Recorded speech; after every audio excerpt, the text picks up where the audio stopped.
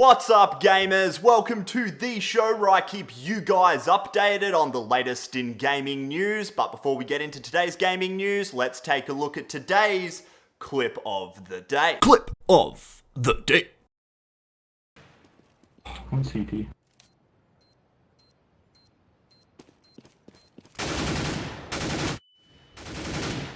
Just a fuse. Just a fuse, you got it.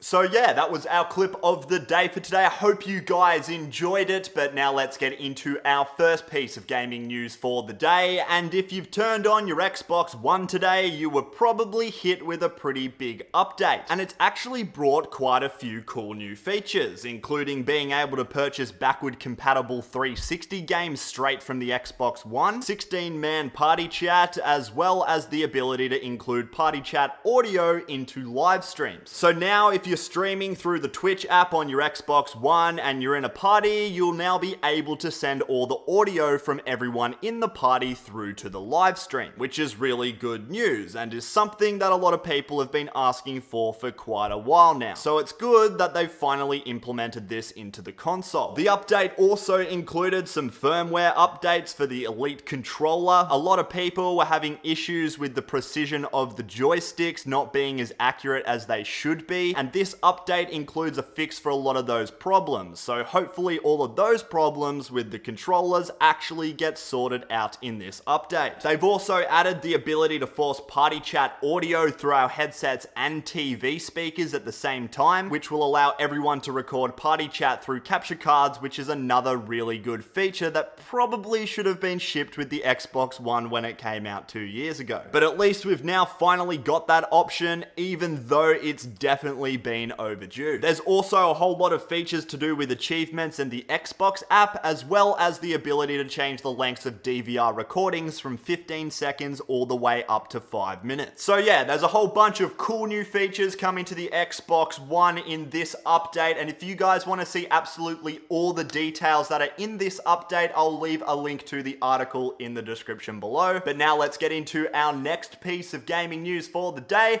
and earlier this morning, the dates for the beta for Battleborn were released. The beta is going to start on the 8th of April for PS4 players, and then the 13th of April for Xbox One and PC, and will run all the way through until the 18th of April. The beta is going to include 2 story missions and 2 multiplayer modes, Incursion and Meltdown, and it's also going to have all 25 playable heroes available to play during the beta as well, which is really good because it means we're not just going to have 4 or 5 heroes to choose from, we're actually going to be able to play every single hero in the game, which is really cool. Also, pre-downloads for the beta are going to be available from the 6th of April, and if we're going to get more specific with the download sizes on each platform, the PS4 version will be 8.5 gigs, the Xbox One version will be 11 gigs, and the PC version will be 12 gigs. The full game doesn't launch until May the 3rd, but we now have a date for the beta, which is pretty much a full month prior to its full release, which is really exciting news. But anyway, now let's get into our next piece of gaming news for today, and it's that Dark Souls 3 yesterday launched in Japan, and alongside it came this new cinematic launch trailer, as well as the complete trophy list, which is on your screen now. The trailer itself is just purely cinematic, however, if you want to check out some gameplay ahead of its release for the rest of the world, there's a whole bunch of Japanese players and American players playing Japanese versions of the game over at Twitch, which I'll leave a link to in the description below. But yeah, Dark Souls 3 doesn't release for the rest of the world until the 12th of April, so until then we can only watch other people who have got their hands on the Japanese version over at Twitch. But anyway guys, moving on to our next piece of gaming news for the day, and the guys over at Naughty Dog have released their latest developer diary showing off some of the finer details in the game that the power of the PlayStation 4 has allowed them to create.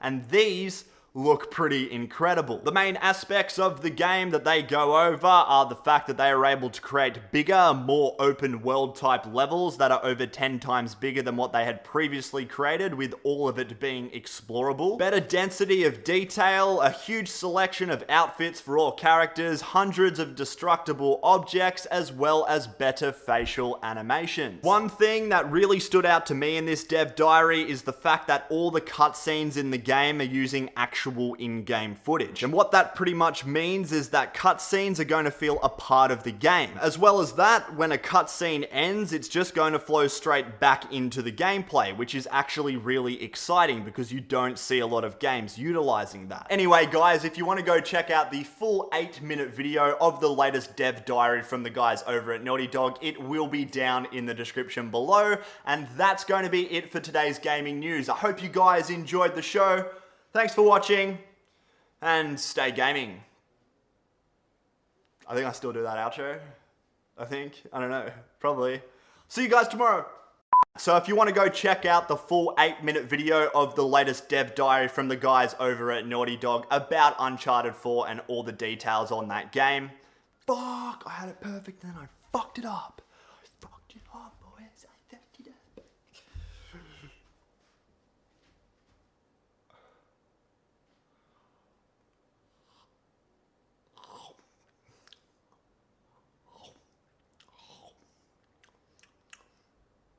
Am I in focus still? Might do this end bit back here, maybe.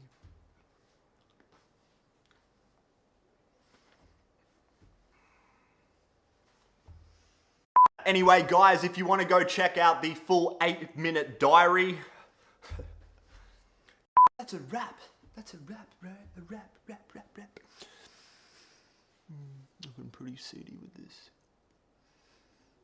Seedy neck here. The old neck beard. The old seedy neck beard's looking pretty seedy. Looking pretty white too. Stay white. That's hell fucking racist. Stay pale. Stay pale, boys. Stay pale.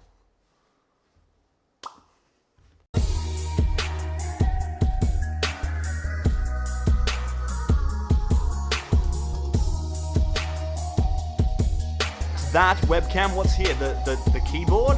If you watched last year's setup video, this keyboard has literally not changed at all. It's like a $10 shitty keyboard. I would like to get a better keyboard with like those cool clicky sounding keys because they're kind of cool to have, but you know.